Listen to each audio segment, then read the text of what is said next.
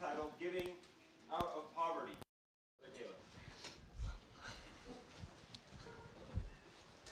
Thank you, Brother Gideon, and good morning once again. Holding on.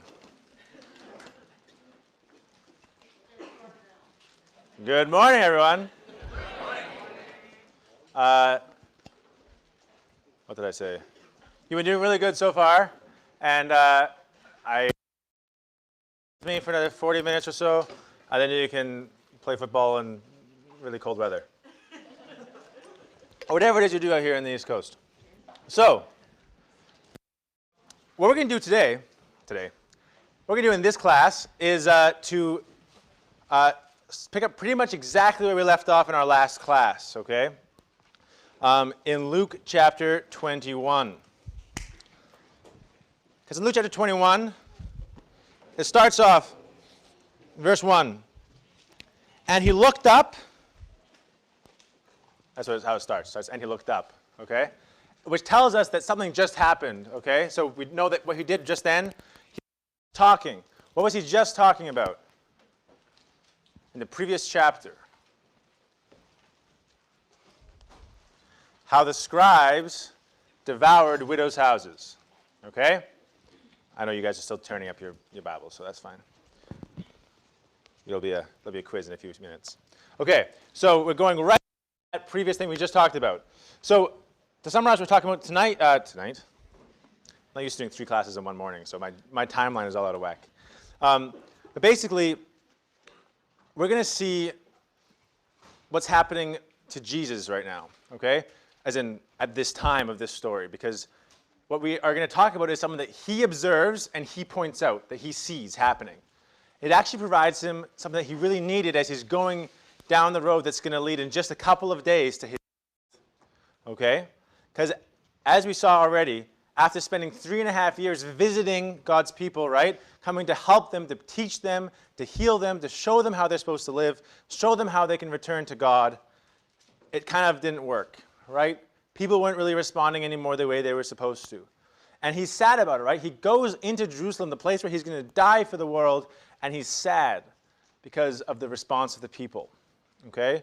So Jesus has ahead of him a very hard ordeal, a very difficult thing he has to do through his death on the cross. He knows it's coming. And he has the added burden of knowing that while he's making it possible for everyone to be redeemed and saved, the people who are there around him are going to reject that gift. They're going to reject that salvation that he's offering to them, right? Talk about like something that's unmotivating. And yet he had to go through with it. And he wanted to. Because it was going to end up being 2,000 years, at least, plus, thousands of years left before he could finally make a permanent restoration and redemption for the people he loved and for the city of peace. So we're going to spend the rest of our time today, after talking about kind of like the dark side of what was going on in Jerusalem in our last class, we're going to talk about the inspiring example of this destitute widow, this poor widow that is sort of nestled into the account right here to give us, and to give Jesus really, a reprieve from what he was dealing with. Okay? So, if that doesn't make sense yet, it will make sense by the end of the class, hopefully. Our agenda, we're going to talk about how we give, why we give, and the greatest gift. Okay? And that'll make sense presently. And our key question for this morning, our key question we're trying to answer right now in this class is how can we serve within a system that's dysfunctional? Okay? And the reason I say this is because we all are people. You know, we're in communities that are dysfunctional because we're people. It's not that I'm saying that your ecclesia is terrible or my ecclesia is terrible. Hopefully it's not. Hopefully it's full of people who are trying to do the right thing. But because it's full of people, it's full of people who have the flesh, people who are selfish sometimes and who are short-sighted sometimes, we're going to always be able to do wrong. Okay? There's dysfunction. There's conflict. There's challenges. Okay? And sometimes our temptation can be to say, it's all kind of not working, it's not really worth it, to stop trying or to stop caring or something like that, or to cut people off or to just stop making an effort. And so the question is, how can we not do that? What can we do? What's the right thing to do? All right? Sometimes Jesus doesn't step in to save the day. He doesn't fix it all right now, even though we want him to.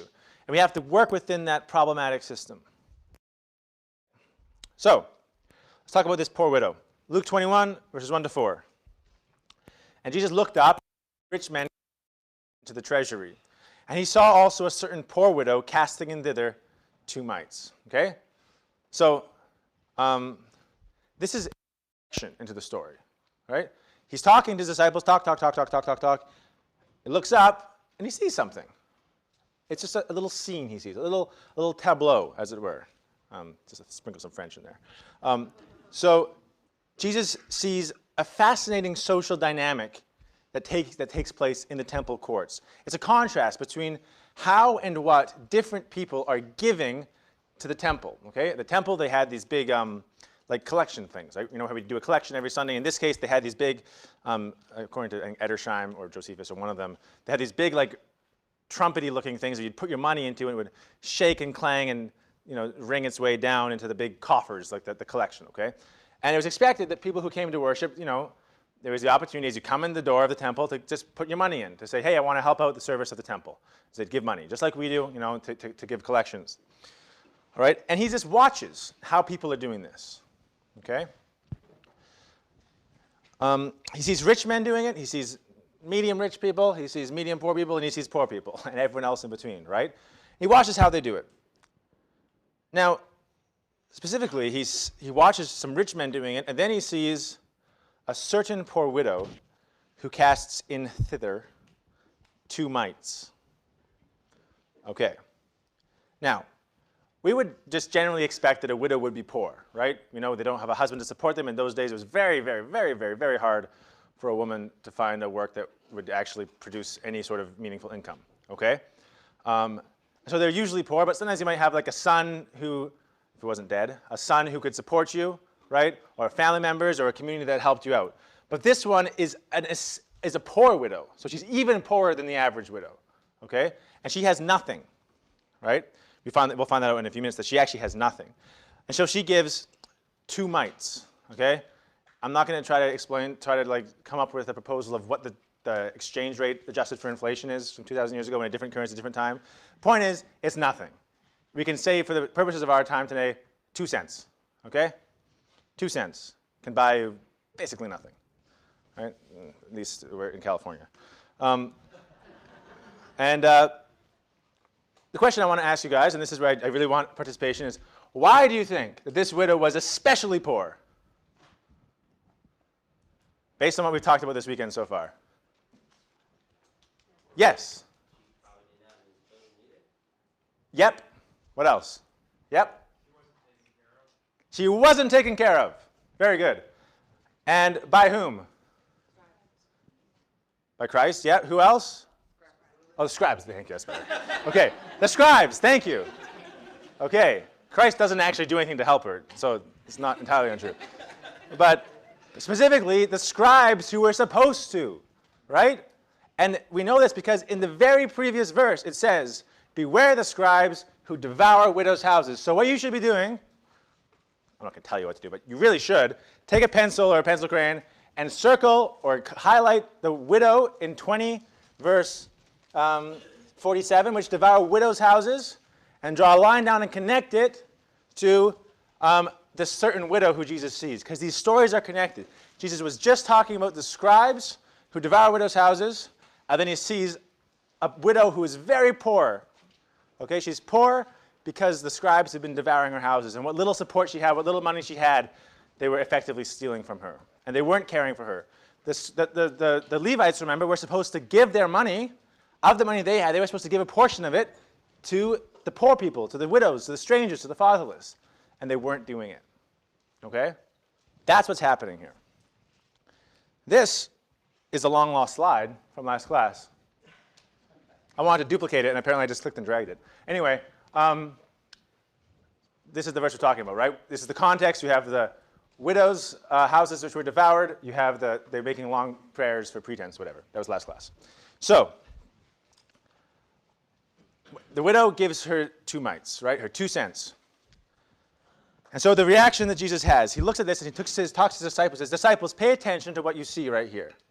Okay? Of a truth, I say unto you, that this poor widow has cast in more than they all. For all these rich men have of their abundance cast in unto the offerings of God.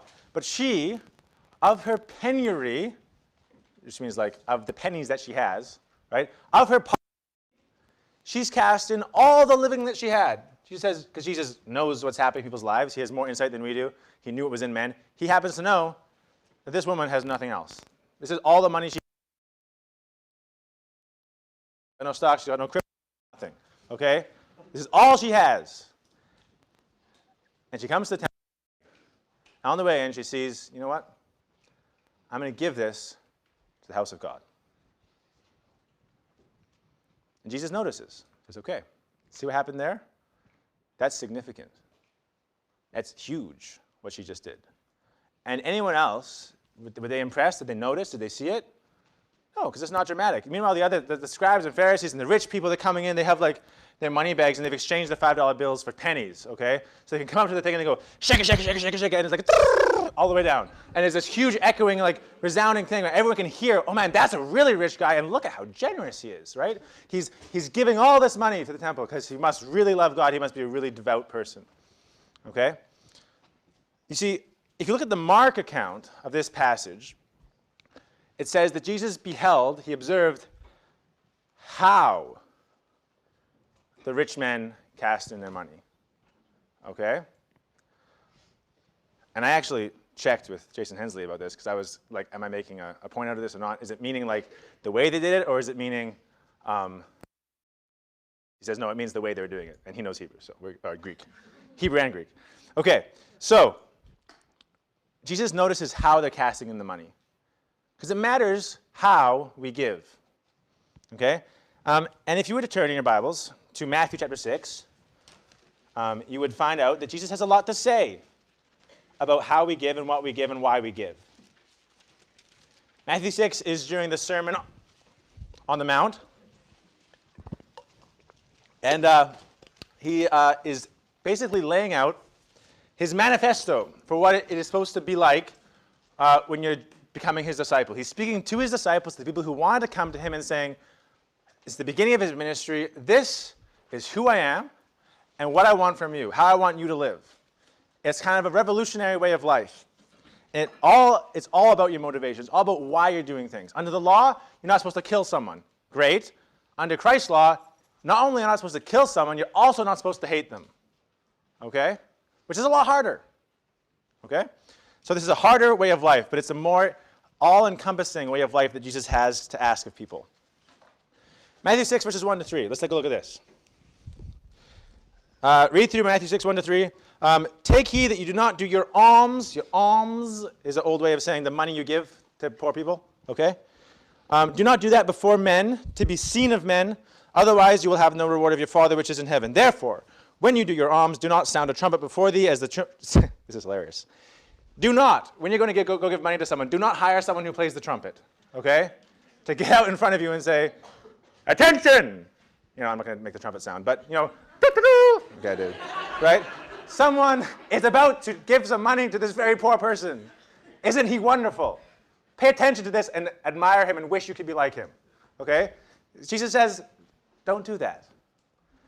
When you do your alms, do not blow a trumpet in front of you, as the hypocrites do in the synagogues. Jesus is exaggerating, by the way. I don't think the Pharisees were actually doing that. But he's saying it's effectively what they were doing, okay? He's using hyperbole. The hypocrites do this in the synagogues and in the streets. Why? Why do the hypocrites do this? Verse 2, Matthew 6.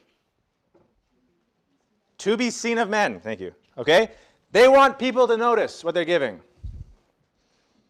Jesus says, when you do your alms, do it in secret, so that your Father, which sees in secret, will reward thee openly.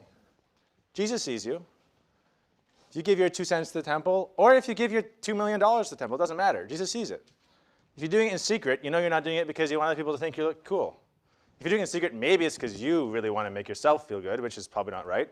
But it's less likely to be a problem, right? If you're not doing it so other people can see. He says, don't even let your left hand know what your right hand is doing.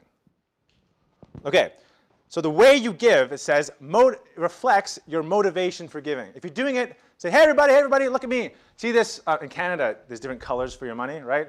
So you're like, look at this. It's a green one. It's a 20, right? Or a purple one. I don't even remember anymore what they are. But purple's 5. I don't know. Brown, 100 is brown. So if you're doing the brown ones, you know it's good, right? Okay. So if you would like to take out, flap it out, make sure it's not folded and drop it into the collection bag on Sunday, it's probably because you want people to see you, right? Motivation matters, effectively. Okay? Verses 20 to 21, look at this. It says verse 19, actually. Lay not up for yourselves treasures on earth, where moth and rust does corrupt, and where thieves break through and steal. But, verse 20, lay up where neither moth nor corrupt, and where thieves do not break through nor steal. For be also. Very good. Okay. Sorry. When I teach at CHS, I always make the kids fill in the blanks because otherwise they don't pay attention. So I'm getting an A+ right now. But where your treasure is, okay? In other words, Jesus says, look, you have your treasure. Okay, your treasure, just before we get started here, most of you are probably saying, I don't have a job. I don't have money. Why is this relevant to me? Okay? Or some of you are saying, I have a job. I don't have money. Because when you have jobs, you also have bills, right? Some of us may have some money we can spare. But we all have treasure, okay? We have resources. We have time. All you young people have time. You don't think you do, but you definitely do. You have time. You have energy. You have the ability to put a smile on your face. You have all of these things. You have resources that you can give to whatever you want, right? You have time to spend on Netflix. You have time to go shopping. You have time to care about what you wear. You have time to do all these different things. It means you also have time to use that for God. And where you put your treasure indicates where your heart is. That's what Jesus says here, okay? So if I spend all my spare time doing things that I like to do, right? Watching stuff, listening to stuff, surfing, playing video games, whatever it is you like to do, if that's all you do, that's where you spend all your spare time, all your resources, that indicates where your heart is at, what you care about, what you're investing in, where you're invested. Okay? So, he therefore says, okay, verse 31, okay? You may say, you could say to this widow, great, widow, you've given in a subtle way, you're not trying to draw attention to yourself, great, your motivation is right. Also, you're putting all of your treasure, all of your resources into the house of God. So your heart is in the house of God. Everything is good. That's great, right? This is an admirable woman. She really is. But now she has a problem because she just gave everything she has to the temple. And she can't even go and buy a sour key with those 2 cents. Okay? She's got nothing she can buy. She has nothing. So what she now got to face? She has to face tomorrow. So look what Jesus says to her in verse 30. This whole section, I can't read the whole thing, but the whole section is really relevant. We'll look at verse 31. It says, take no thought, therefore, saying, what shall we eat? Or what shall we drink? Or wherewithal shall we be clothed? Okay? If you've given all of your stuff to God, then you're going to be stuck tomorrow without breakfast or lunch or dinner, right? That's risky. That's scary, right? And maybe on a less dramatic scale, if we spend all of our time investing in the truth, doing the readings, talking to each other, helping each other out, doing Bible study, serving people, giving to people, all that stuff, we are taking kind of a risk, right? We're saying, I'm putting all my eggs in one basket. I'm saying, I'm committing my life to God. And if it doesn't work out for me, it's kind of a waste, right? If you get to the kingdom and you're not accepted into the kingdom, or if somehow what you believe isn't true, and if the kingdom's never going to come, you've taken a big risk, right? What if tomorrow doesn't come? What if the promise of the Bible isn't true? Then all of this that we're doing today is kind of for nothing. So it takes faith to commit our lives to God. It takes faith to get baptized, to say, I'm going to commit my life to serving God because I believe in his values, I believe in his promises, and I'm going to live them because I believe that a kingdom is coming. Okay? So whether it's about giving all your money or giving all your time or just committing the direction of your life to God, there's a cost. And the cost is uncertainty. You're pinning it all on the hope of the kingdom. You're pinning it all on the promises that God has given. And Jesus knows that's hard. So he tells the people who want to be his disciples, it'll be hard. So here's what you can trust. He says, your heavenly Father knows that you have need of all these things. He knows you need clothes. He knows you need breakfast, lunch, and dinner, ideally. He knows you need shelter. He knows. He clothes. He gives clothes to the lily. He feeds the ravens. He'll take care of you. Verse 23. So what you need to do is seek ye the kingdom of and his, and all these things shall be. Very nice. Okay? God says, if you prioritize my house, my kingdom, my values, my ways, I will make sure that tomorrow is okay. I'm not going to make you rich. I'm not going to give you all the things you might hope and dream for in this life. But tomorrow will take care of itself. That's what Jesus promises to the people who commit their lives, who commit everything to him. And it takes faith to believe that every day. Okay. Everything requires a lot of faith. Which tells us a lot about this widow, right? I mean, she had the right motivation. It means her heart was at the house of God. And it meant that she believed that God was going to take care of her and that he was going to be there for her all the way through her life. This woman is a giant of faith. She is, in fact, a mighty widow. The reason I chose the title is because of the pun, right? The two mites. Yeah, she's a mighty widow. Yeah, see? You can groan at that, it's fine. Okay. We're talking about something kind of cool. Okay, we got this.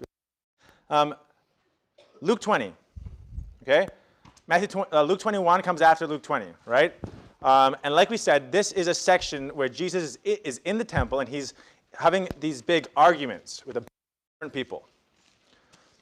Yeah, and these are the topics of his 5 or so arguments, okay? And this is where we're going to go back of your work, okay? You guys have to do some work. Jesus talks about, in verses 1 to 8, the baptism of John. Verses 9 to 18, the wicked husbandman. 1926, whether or not we should give tribute to Caesar. 27 to 40, the person who is widowed 7 times and keeps not having kids, keeps marrying her husband's and then her husband's and the husband's brother. And then it's a fictional story, meant to trap Jesus. And then there's a question. In Mark 12 is the parable that adds this question about what is the greatest commandment. Okay? So take a look through verses 1 to 8, talking about the baptism of John. Okay? And it's the question of whether or not Jesus has the authority to preach what he's preaching and to do what he's doing. Okay? And they come up to him and they say, tell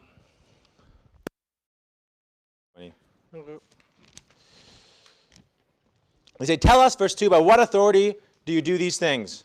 Or who is he that gives thee this authority? What gives you the right to tell us all what to do? Jesus says, I'll answer that if you answer me a question. And my question is, the baptism of John. Did God make it happen, or was it John's idea? Was John from God or not?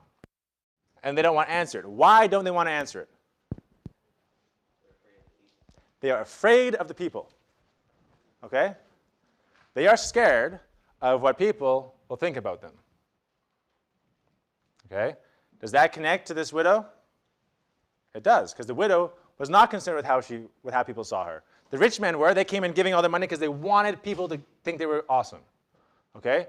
The Pharisees and the rulers and the scribes who asked this question are afraid of answering it because they don't want the people to get mad at them, because they care about man's opinion of them. Okay? So the widow comes along, shows that you give not for what people can see in you, but for what God sees in you, and she illustrates exactly where the leaders were going wrong. Okay? Does that make sense? And we're going to see through each of these that the widow exemplifies and kind of effectively tells them off. just by her example. Okay, her example disproves everything that they try to level against Jesus.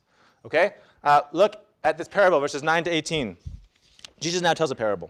Okay? It's the parable of the vineyard. He gives this vineyard to some farmers, some husbandmen, and he goes into a far country. He says, I'm going to a far country. I'm coming back. Take care of my vineyard for me, please. And they say, okay, we will.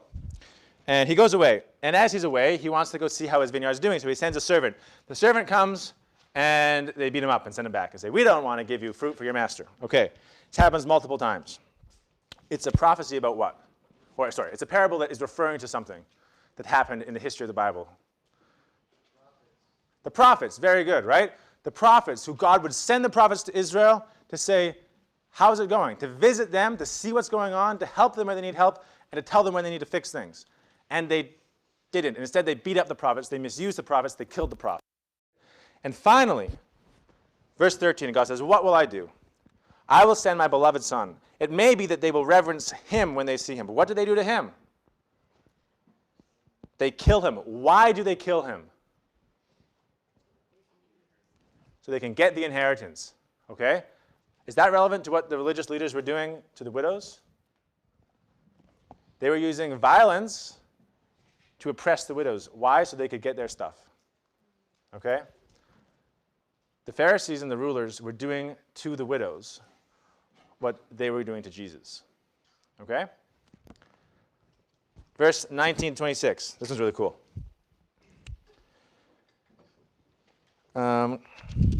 Verse 21. They say, Master, Master, Master, we know that thou sayest and teachest rightly, which they didn't believe, but whatever. They're saying it anyway. And you don't accept the person of any. You don't think some people are better than others. You treat everyone equally. Okay.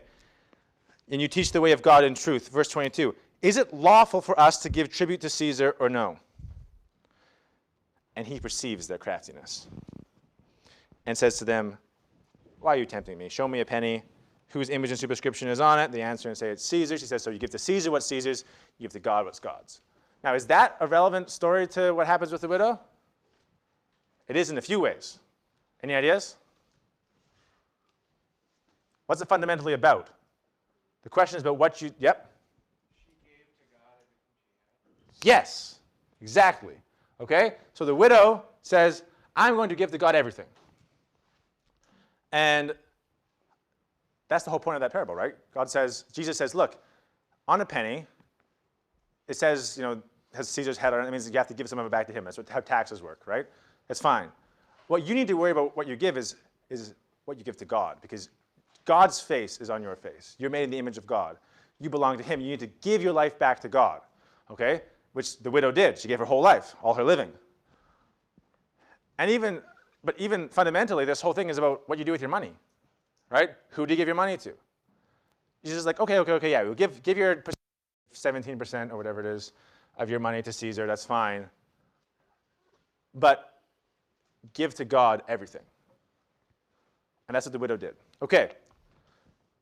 Verses 27 to 40 is this bizarre thing that the Sadducees say. Let me tell you a really implausible story about what if there's someone who has a wife and then dies without having kids. Well, then under the law, you were supposed to have that person's brother would then marry that wife and support her and take care of her and raise kids up to the first husband, okay? And this is how it's supposed to work, but they tell this really implausible story. But what if the man had 7 brothers, they all die without having kids?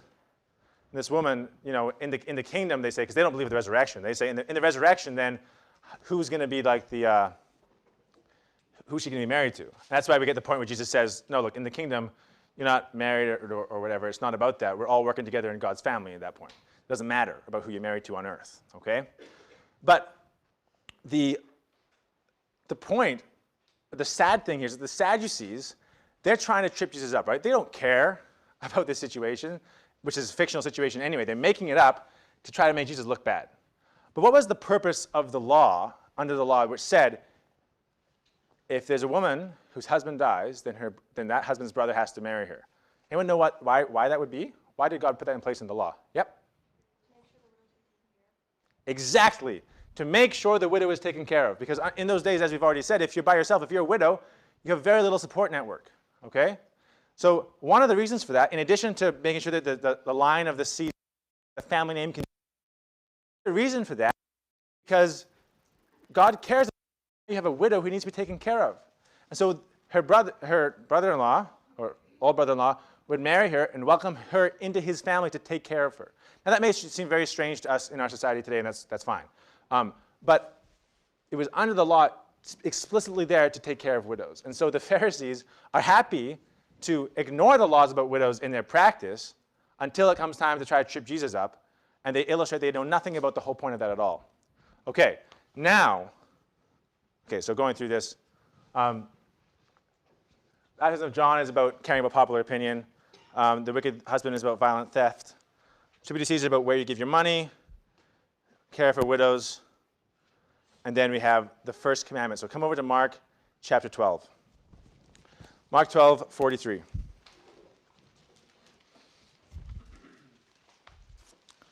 Okay, and you should get your coloring pencil or something ready for this one as well.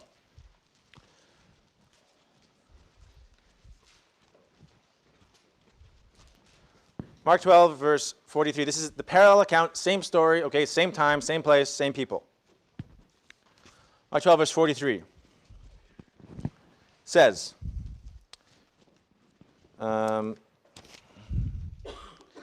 this poor widow has cast more into the offering than all they which have been cast into the treasury. For all they did cast in of their abundance, but she of her want, or of her lack, did cast in all that she had, even all her living. Do you guys see a repeated word there?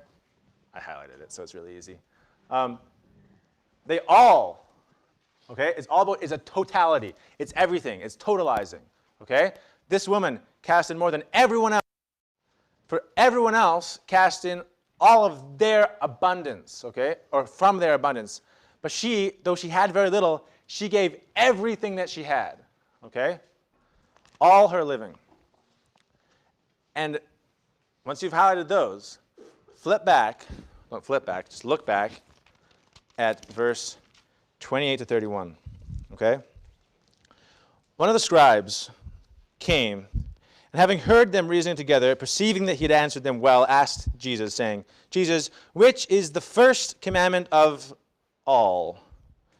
Jesus answered him, the first of all the commandments is, Hear, O Israel, the Lord our God is one Lord, and thou shalt love the Lord thy God with all thy heart, and with all thy soul, and with all thy mind, all thy strength. This is the first commandment. Jesus says, the scribes had just asked Jesus, what is the most important thing I can do to serve God? What's the most important out of all the laws? Jesus says, that's easy. The Lord your God is one God, so you need to worship him. You need to love him. How much? With everything. So the most important thing is everything, okay? The most important thing is that you spend all of your resources, all of your time, all of everything serving God, loving God with all your heart, soul, mind, soul, strength. Hold that thought while I plug in my computer. Lest we have an untimely interruption. Less timely even than this one. Thank you, sir.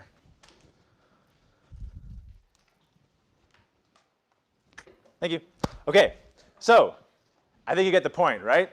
The scribe said, what's the first of all the commandments? What's the most important commandment? Jesus says, I'll tell you, it's to give God everything. Did the widow exemplify that? Explicitly she did. It's exactly what she does. She loves God with everything. And this is the true might of this widow, the true strength. Okay? She gave all. She gave everything. Now here's a really cool little thing. This word for living. Okay?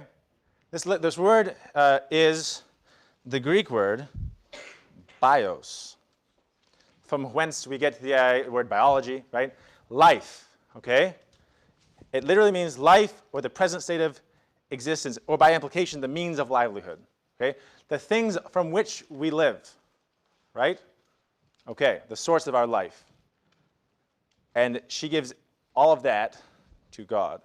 Now, here are two cross references that are absolutely golden, okay? 1 Corinthians 13, verse 2.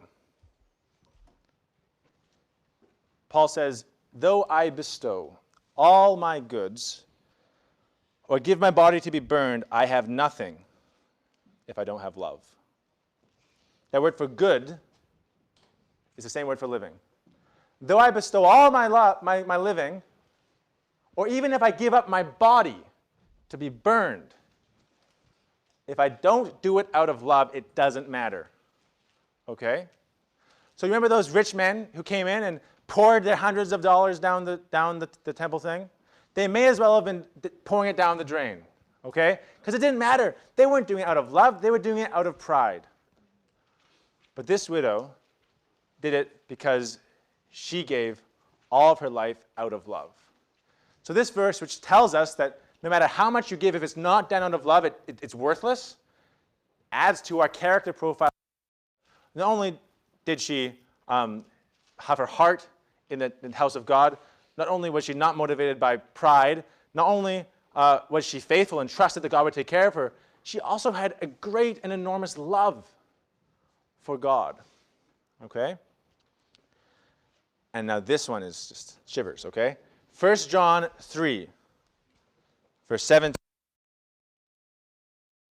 But this world's goods, same word, and sees his brother in need, and yet closes his heart against him, how does God's love abide in him? See what's happening here? John says, look, you might have a lot of this good, a lot of this life. In this life, you have riches, you have time, you have resources, you have all this stuff. You live in a free and prosperous country, all the things that you have, that God's given you, that subsist of your life.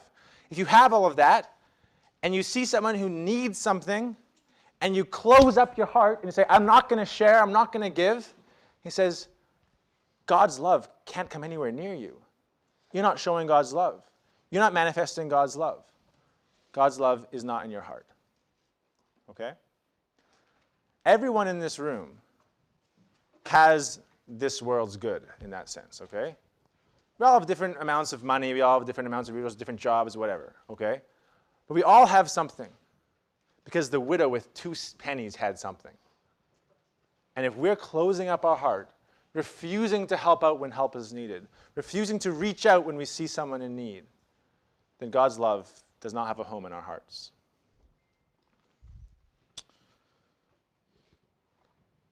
You see, we need to take on the example of Paul, who says in 2 Corinthians 12, verse 15, I will gladly and be spent up for you. And he goes on to say, though, the more abundantly I love you, the less you love me back. Sometimes when we give, people don't appreciate it. Sometimes when we help people, they don't want our help. Sometimes they resent the fact that we had something to give in the first place. That happened for Paul. He says, but nonetheless, despite the fact that people don't even appreciate what I'm giving, I will gladly pour out my life, spending and being spent up. I'll give you all I have until I have nothing left, and even then I'll still try to give. Give out of poverty. Paul says, this is what I will do. Because from earlier in the chapter, he says, because God was gracious to me. Because God said that his grace was sufficient for him. And so therefore, Paul says, very gladly, I will suffer through anything, because God has been gracious to me, and I will be gracious to others. Genesis, that should be 22. This is 22, verses 16 to 18. God says to Abraham, because you did not hold back the thing that was most important to you, your son, I will give you a promise that your seed will one day possess the gates of his enemies. I will give you a promise that I will not hold back my son. Okay? Romans 8, verse 32. God did not spare his own son. Jesus was his son. God loved Jesus very, very much. God did not want his son to die a gruesome, terrible death. But he didn't hold it back, even though it was the most important thing to him. He did not hold it back. And Jesus did not hold back his own life because he wanted to save people, because he loved you. He wants to save you. You see, here is a great principle, and this is not my phrasing, this is Tim Badger's. It's not about how much you give, it's about how much you hold back. The widow only had 2 cents to give, but she didn't hold it back. She freely gave. God had everything to give, and he gave everything. And now we can be saved. So never underestimate the power of your 2 cents. Okay? You might think, I don't have a lot to give, I'm 13. Or, I don't know what to do, I don't have a lot of knowledge. Or, I'm really nervous about seeing people and I don't want to go talk to somebody. Or whatever it is, you may not feel like you have a lot to give, but Jesus sees you. He saw that widow. The widow might never have known. We're not told that Jesus went up and patted her on the back and said, great job. We're not told that. But that's not what she was looking for. She was pouring out her love. So never underestimate the power of what God can do with your 5 loaves and 2 fishes. That's a J. Mayock thing. Okay? Never underestimate what God can do with your little offering. Okay? And you might go through life thinking that the great things you've accomplished, those are the big things. Those are the things that you hope God noticed, right? Like, frankly, like, hey, I'm speaking to 130 people, right? Yeah, it's a really big, important thing. But I suspect that that's not really what matters to God. I think it matters a lot more what I did when I was really tired that night at Bible class and whether or not I paid attention to someone who needed help, right?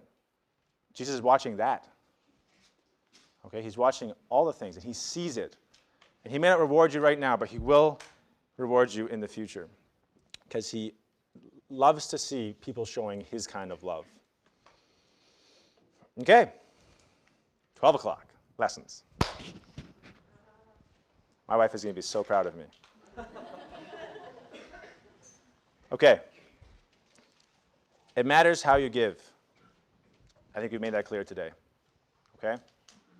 It matters to God, it matters to Jesus.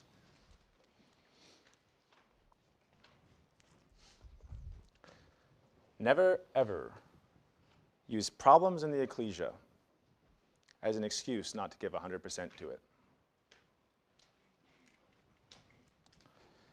There are times when stuff happens in your ecclesia, in your family, with your friends that are tragic, where things break, things aren't how they're supposed to be. And it's so easy to retreat, to give up, to stop helping. This widow gave her last cent to the very system that had taken away all her money. She showed up to worship at the temple. She said, I will make this house a house of prayer no matter what other people do. I will give what I can because maybe God can use these 2 little something good.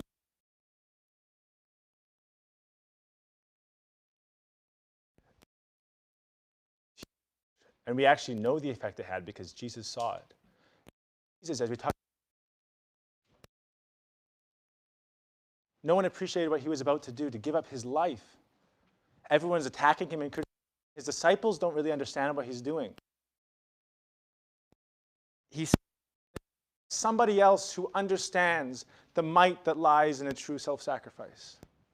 Someone else believes it's worth it to give up everything for the house of God. And Jesus went on his way encouraged by that as he would go to lay down his life for you and me. 2 Corinthians verse 9 says, "Oh, the grace of our Lord Jesus Christ, that though he was rich, yet for your sakes he became poor, so that by you his poverty might become rich." His sacrifice, his loss is our gain. So, this woman offered up everything.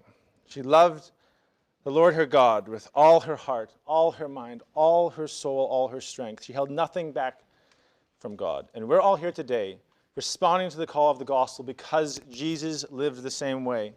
He sacrificed. He paid the highest cost. He loved to the uttermost. He poured out everything in his effort to redeem you and me.